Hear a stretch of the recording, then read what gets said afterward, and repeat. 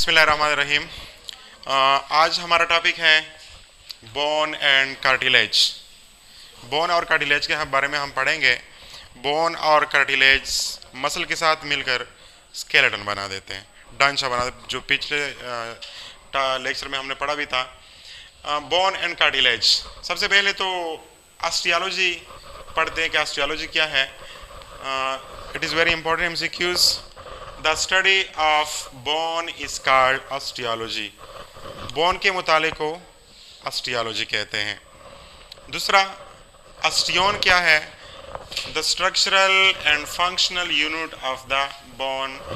The structural and functional unit of the bone is called osteon. काम और साथ के लिहाज से ऑस्टियोन जो है वो बोन की इकाई है।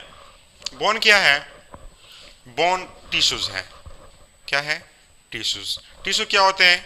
The group of cells which perform a particular function is called tissue. लेकिन बोन जो है वो हार्ड कनेक्टिव टिश्यूज होते हैं। क्या होते हैं? Hard connective tissue. यहाँ पे मैंने स्ट्रक्चर भी बनाया है। ग्रुप ऑफ सेल है यहाँ पे। क्या है? Group of a cell. और उसके अंदर कोलाजीन फाइबर होते हैं जो डेंसली पैक होते हैं। क्या होते हैं? डेंसली मतलब है कसीर तादाद में वाक़ होते हैं, तो इसलिए ये हार्ड कनेक्टिव टिश्यूज और कनेक्टिव टिश्यूज होते हैं। कनेक्टिव इसलिए कहते हैं कि इसमें फाइबर होते हैं, फिर उसको कनेक्टिव टिश्यूज कहते हैं। स्ट्रक्चर ऑफ बोन क्या है? बोन के टू पार्ट्स होते हैं, जो सिरे पे, आखिरी सिरे पे और पहले सिरे पे जो उभरा हुआ पोर्शन होता है, स्वेल पोर्शन होता है, उसको कहते हैं एपीफाइसिस। क्या कहते हैं? एपीफाइसिस। और जो नैरो रीजन होता है, जो सेंट्रल नैरो रीजन होता है, उसको कहते हैं डायाफाइसिस। अच्छा, फिर इस तरह जो कंपैक्ट बाहर की तरफ जो हार्ड बोन आपको नजर आता है उसको पेरीऑस्टियम कहते हैं। क्या कहते हैं? पेरीऑस्टियम। और जो इन अंदर की तरफ बोन है, जो कंपैक्ट बोन और उसी तरह स्पॉन्जी बोन पे मुश्तमिल होते हैं, उसको हम कहते हैं एंडोऑस्टियम। इधर देखते हैं स्ट्रक्चर ऑफ बोन। जो ब्लू लाइन आपको नजर आती है, ब्लू लाइन जो आपको नजर आती है, उसको हम कहते हैं कंपैक्ट बोन। कंपैक्ट मतलब है सख्त होता है, ठीक है। इसी तरह जो रेड रीजन आपको नजर आती है, थ्रेड लाइक रीजन जो आपको नजर, उसको कहते हैं स्पॉन्जी बोन।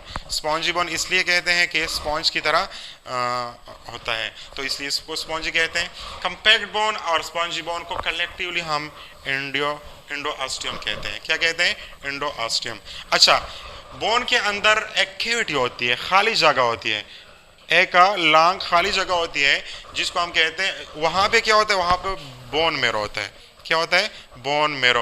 और बोन मेरो का मतलब का काम क्या है? बोन मेरो का काम यह है कि ये ब्लड सेल बनाते हैं। क्या बनाते हैं? ब्लड सेल बनाते हैं। अगर किसी बंदे की बोन मेरो ख़राब हो जाते हैं तो उसमें ब्लड की कमी आ जाती है, लिहाजा आजकल उसका इलाज भी है बोन मेरो ट्रांसप्लांटेशन। ट्रांसप्लांट का बोन मेरो ट्रांसप्लांट करते हैं और फिर उस बीमारी का इलाज हो सकता है। अच्छा, हमने पहले का भी पढ़ा है कि ऑस्टियोन जो है स्ट्रक्चर एंड फंक्शन यूनिट है। अगर हम इस हड्डी को यहाँ पे काट कर ले तो इस तरह नज़र आएगा। उसके दरमियान में, बोन के दरमियान में आपको बहुत सारे जलेबी लाइक स्ट्रक्चर आपको नजर आएंगे।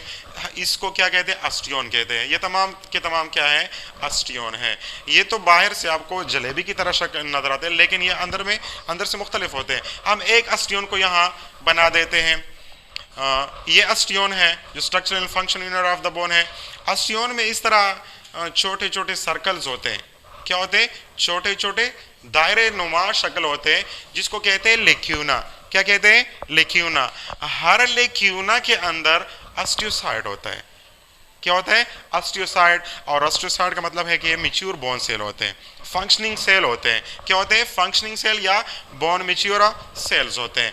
यहाँ पे जो कनेक्शन बना होता है लेक्यूना, एक लेक्यूना से दूसरा और फिर तीसरा, इस तरह जो लेक्यूना के दरमियान कनेक्शन बना देते हैं उसको कैलिकोलाई या कैलिकोलस कहते हैं। क्या कहते हैं? कैलिकोलाई या कैलिकोलस। अच्छा, ये दो सर्कल में आपको खाली जगह नजर आएगी, दो दायरों के दरमियान आपको खाली जगह नजर आएगी। ये खाली जगह नहीं होती, इसमें क्या होता है? मैट्रिक्स होता है, जेल लाइक सब्सटेंस होते हैं।